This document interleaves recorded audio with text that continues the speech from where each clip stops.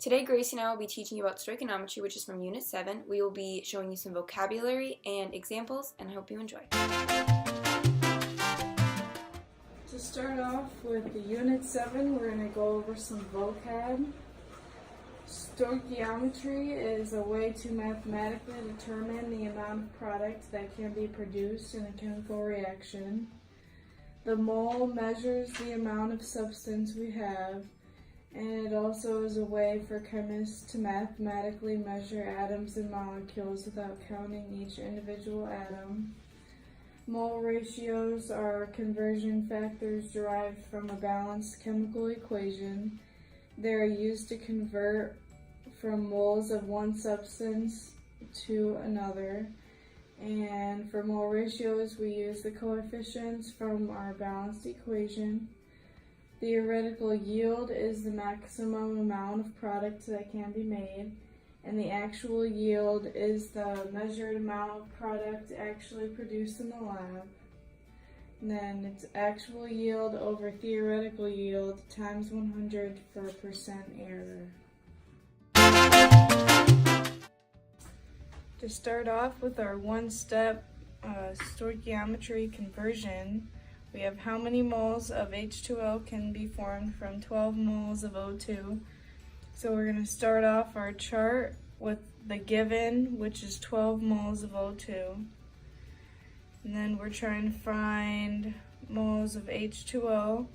But first we have to cancel out the moles of O2. And by canceling that out, we have to put it on the opposite side. So we have to put moles of O2 on the bottom. And we get, doing mole conversions, like we said before, we get them from the coefficients in the equation. So this is technically a 1. So we have 1 mole of O2 on the bottom. So that cancels out, and then we're trying to find moles of H2O. So we put 2 moles of H2O.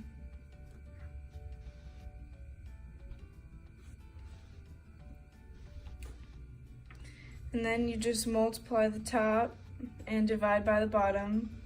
So 12 times 2 over 1 equals 24 moles of H2O.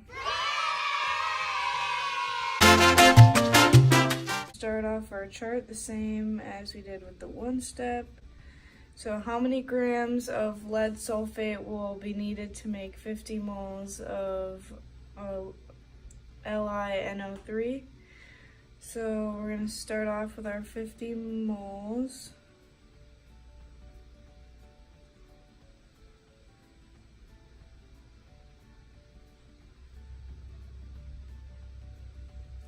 And then we have to cancel that out, so we have to use our coefficients from our equation. And we have 4 right here, so we're going to put that on the bottom.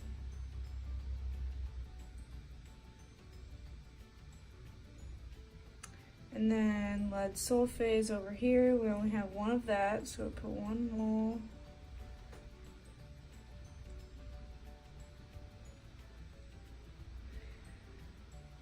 And then now we need to get from moles to grams. In order to do that, we have to find the molar mass of lead sulfate. And so we're going to use our periodic table and do all the math for 1 mole. So then we're going to put 1 mole on the bottom here.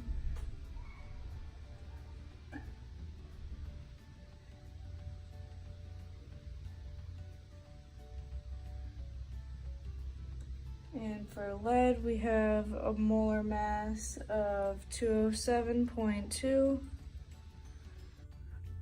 And then, so since we have parentheses here, the 2 will actually go to our sulfate and the oxygen. And when you have an exponent to an exponent, it'll be multiplied. So we'll have 8 of oxygen and 2 of sulfate. So sulfate has a molar mass of sulfur. Sulfur has a molar mass of 32.1 rounded. So we're going to do times 2 on that. And oxygen is 16 times 8. And then you just calculate all that out with a calculator.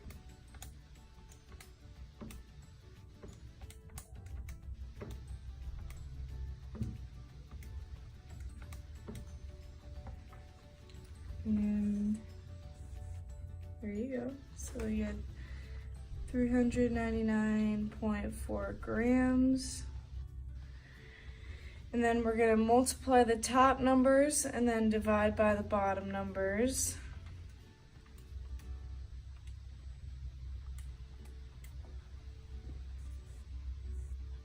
To get 4,992.5 grams of lead sulfate.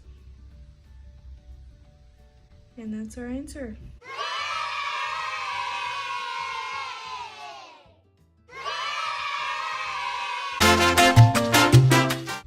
Alright, so we have a 3-step conversion here.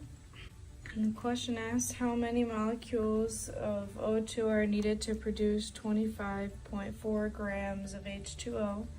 We have our balanced equation here. We have our given on the top far left, and that's starting off with grams. So to get rid of grams of H2O, we have to put it on the bottom. So we have to figure out what the molar mass is of H2O, and it is 18 because oxygen is 16 plus 2 because hydrogen is only 1 gram, so then we end up with 18 grams of H2O. And then on top we're going to have 1 mole of H2O. And then we have to get rid of the moles. So on 3-step conversions, the second step right here will always be moles. So we're going to have from our balanced equation 2 moles of H2O. And then on top, moles of O2, which is 1.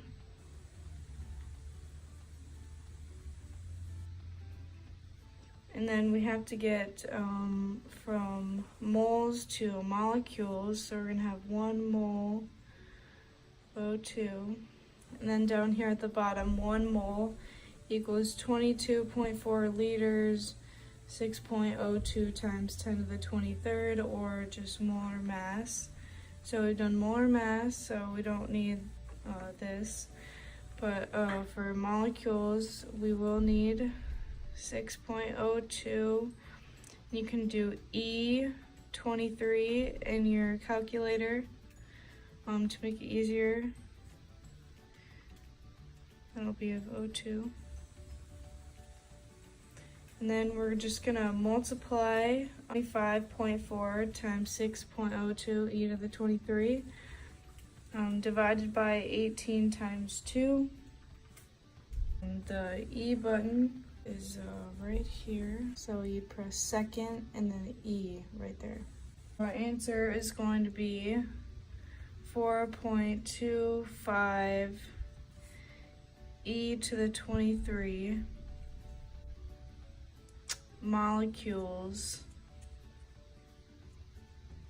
of O2.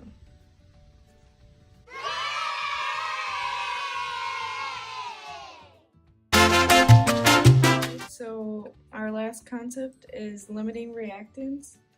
And a limiting reactant is the reactant that runs out first and determines the amount of product made. Then the excess reactant is the reactant that is not used up in the reaction. So for our question, how many grams of SiF4 are produced if the reaction begins with 8 moles of HF reacts with 4.5 moles of SiO2. So to start off, we're going to figure out what our limiting reactant is.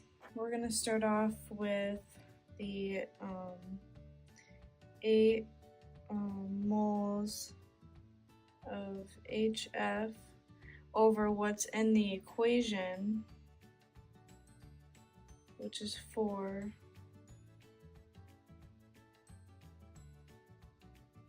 And then you find out what that is. 8 over 4 equals 2. And then for our second one, we're going to have 4.5 on the top. That's what we're given. Over what's the coefficient in our equation, which is 1. And so that equals 4.5. And so our limiting reactant is HF because it has a lower number, so it's going to run out faster. And once we figure out what our limiting reactant is, start with that. So we're going to start with 8 moles of HF.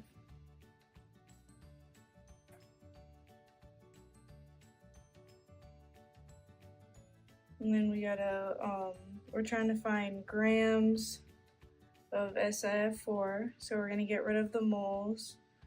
So on the bottom we're gonna put 4 moles of HF over top of moles of SiF4, which is 1.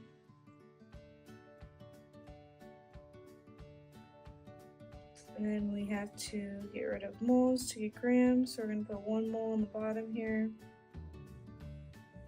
And then for grams we have to find molar mass, which if you do the math it'll be 104.1.